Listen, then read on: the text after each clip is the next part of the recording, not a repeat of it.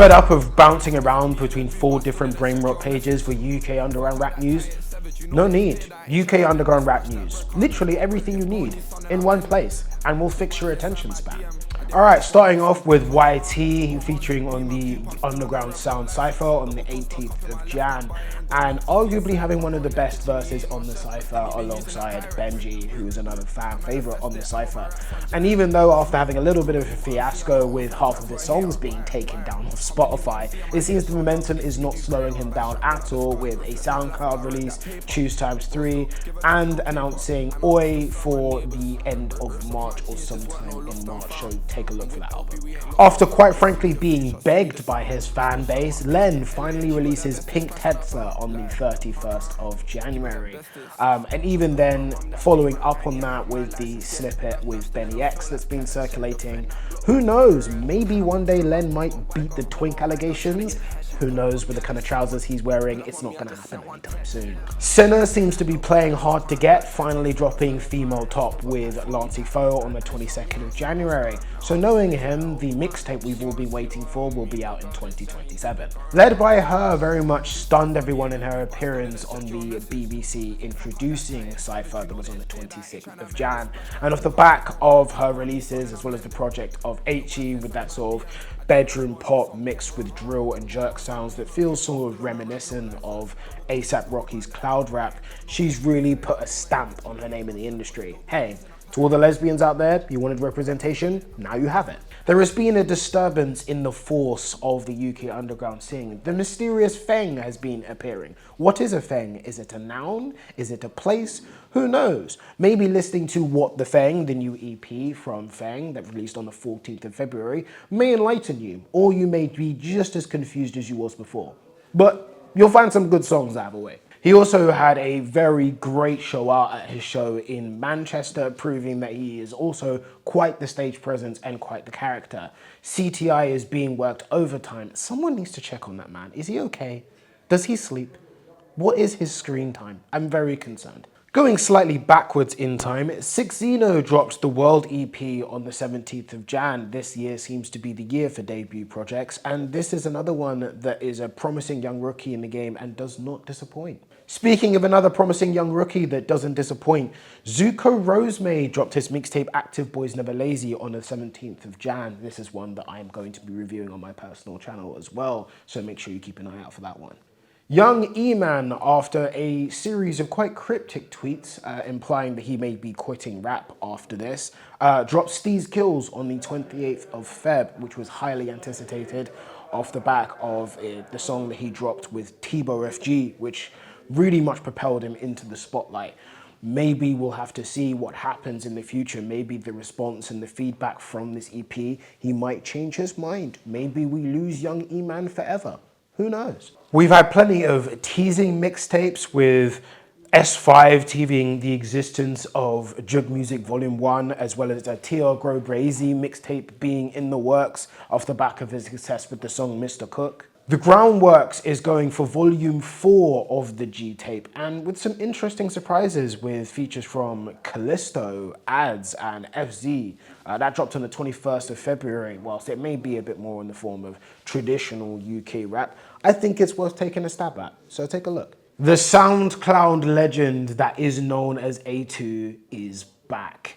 He dropped Ego this year, 31st of January, and it very much feels reminiscent of All Spill, Renegade, and all those songs that we love, even though it's a slightly different musical direction, but he's still just as great as he ever was. I love the fact that he came back just to show who's boss. Sibo and Zeno Vinci are doing everything in their power to beat the conscious rapper allegations, and after team up with Afro Surrealist with the song The Valleys of Peak, it seems like they've succeeded, so congratulations to you guys.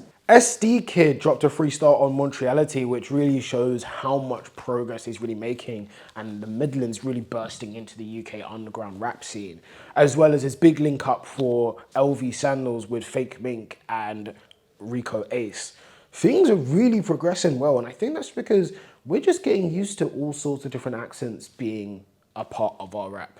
So I think that's really helped push things forward. Last but not least, we couldn't have a roundup of releases without Jim Legacy finally dropping a music video for Father, which has been a phenomenal ride into growing up black and British in London from various different aspects. And the music video, which was edited by Lauza, is honestly phenomenal. And if you haven't watched it yet, I don't know what you are doing with yourself currently. Do you deserve oxygen? I don't think so. There have been plenty of shows across the UK underground rap scene, across the country, even just starting the year.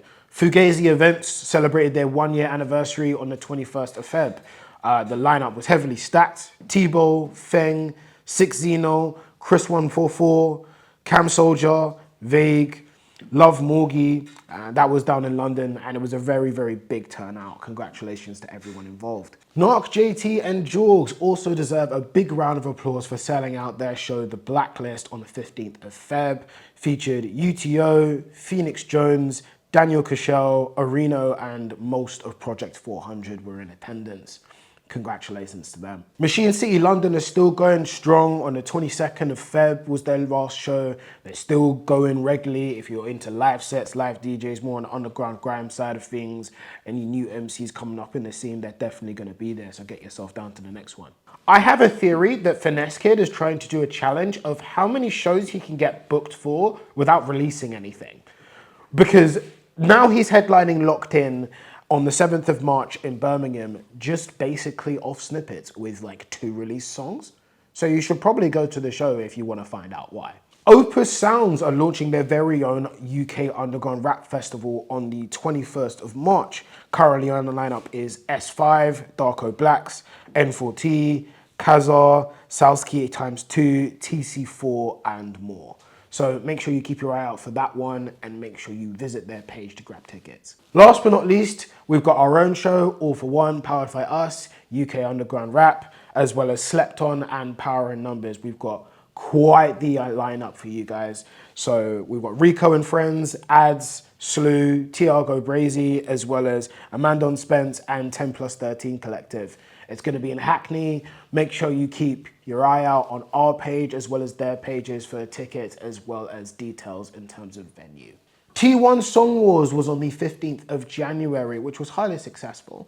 Even though they did have some technical problems at the time, they still very much made it work. T1 is being a streamer that has been very much a big flag bearer for the UK underground scene. So make sure you support the next one. To all artists, make sure you get yourself in there. El Nabi also regularly has a Song Wars on Sundays, so for any artist that would be interested in getting their music out there, clashing with the best of the best in terms of who's going to go hit for hit, make sure you get involved and have a look at his YouTube channel. Crimo seems to have been converted to a UK underground rap believer after previously thinking that no one wants to listen to a rapper who dresses like that. I'm borderline lying here, but that's kind of what he said, right? Is now being caught posting TikToks of Finesse Kid snippets, which is interesting. Yeah, we'll call it interesting.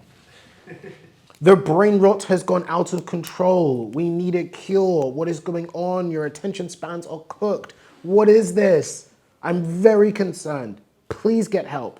Our education system is failing. Last but not least, to round out our miscellaneous system, there seems to be a huge rise in icebergs. Why did no one tell me that climate change was a hoax, after all? In all seriousness, icebergs have been a very interesting way of ranking in terms of familiarity and notoriety of the rappers in the UK underground scene. Some of them have taken a comedic turn, but others have been pretty good. Which ones have been your favorites? Stop thinking that you're Playboy Carti. Here is why trying to be dark and mysterious as an underground rapper just won't work for you. So the problem with trying to be dark and mysterious, especially as an underground rapper, trying to build some sort of a platform, some followers on TikTok, is that no one knows you there.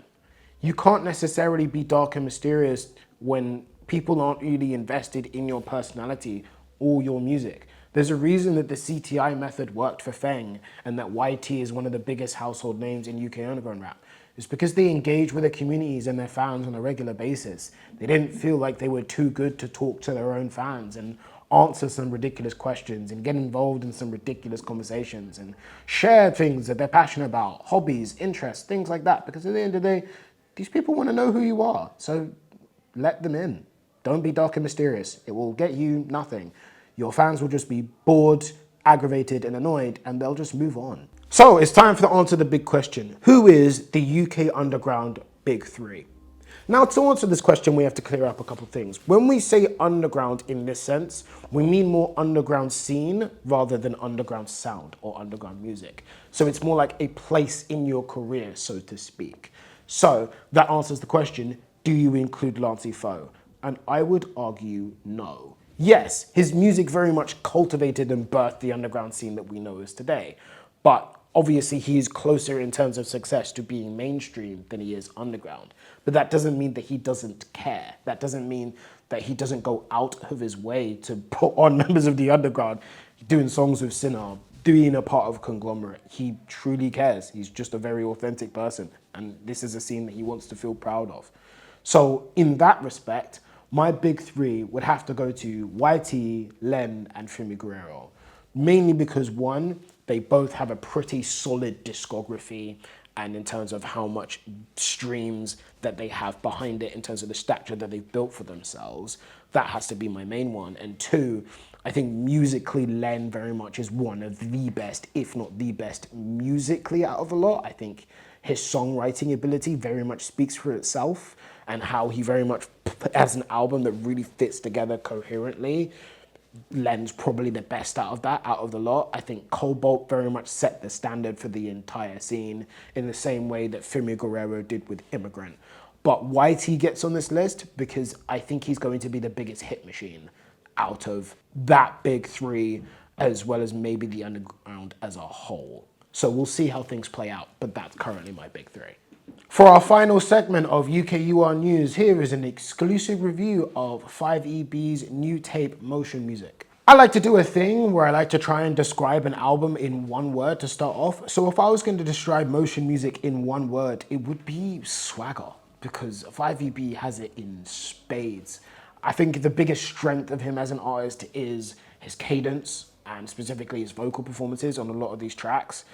For example, Servant Cunt is very much a track where he just has a lot of arrogance that comes along in the tracks, and it's not even in a bad way. It makes it very enjoyable. It means you connect with him quite a bit more. And it makes you want to bop along to a lot of these songs as well. So Mash Up with Fumi Guerrero is a great lead song, specifically for that reason. They bounce off each other really well. It's not too lengthy being at 16 tracks. I feel like it's long enough that you really get a good feel for his music, but not too long where things feel too same-ish. You don't feel too much like songs are being repeated. Sometimes you do get that problem with people who are a bit more ambitious with longer mixtapes. You feel like you're hearing the same song over and over.